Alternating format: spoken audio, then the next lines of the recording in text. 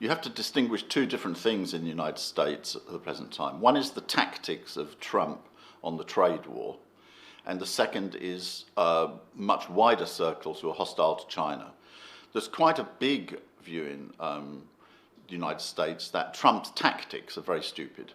It's very stupid to have the tariffs. Why? Because the American people pay the tariffs. It's rather like you launch a war and you start shooting at your own side.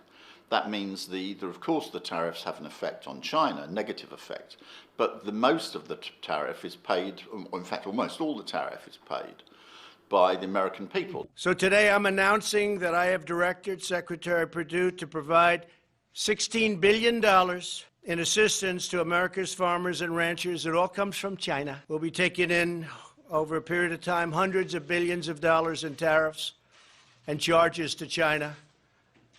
And our farmers will be greatly helped. Up until yesterday, the president has been very clear that all of these tariff dollars that he wants to transfer to farmers have been coming from China and from Mexico and Canada and so forth, but primarily from China.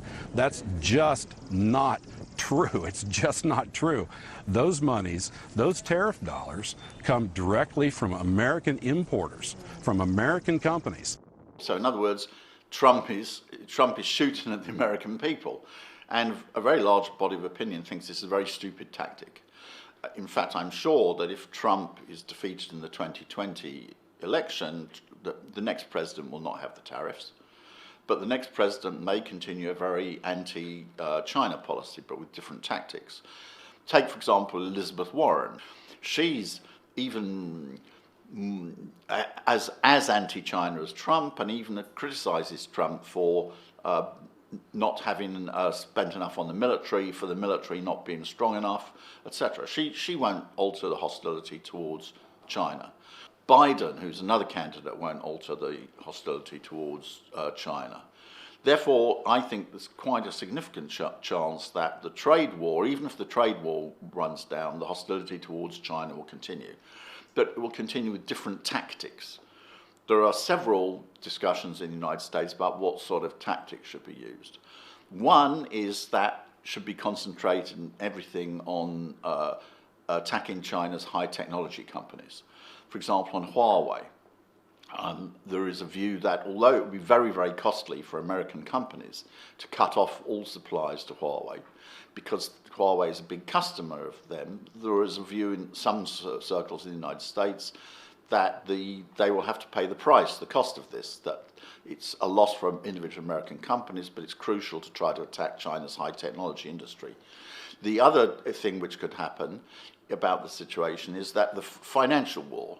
This is dangerous because, of course, the United States controls the dollar, and they can try to block dollar payments. This is what it's done very successfully with Iran, with very big damage, in which it threatens against other countries. On the other hand, that it is a real risk for the United States because China has very powerful financial weapons with which it can reply.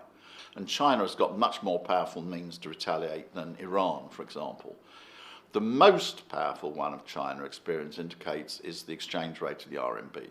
But all the experience shows is that any devaluation of the RMB is a type of financial nuclear weapon which China can use against the United States.